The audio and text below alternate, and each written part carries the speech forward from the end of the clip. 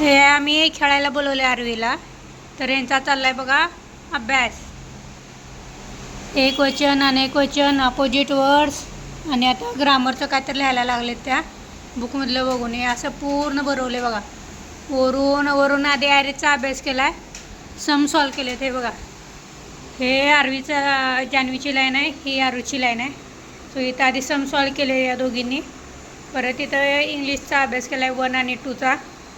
हे आता खाली चाललं आहे, खाली इथं ग्रामरचा असा बुकमध्ये बघून लागलेत असं छान छान करायचा. इकडं तनूची चालले ABCD. हे याचं स्टाईल मारलेल्याचा हा फायदा असतो. इथे असा अभ्यास पण करू शकते दोघी. आता तिघी खेळत होत्या आणि खेळता खेळता काय अभ्यासाचा मूड आला त्यांना, सो आता बसले तर अभ्यास करत.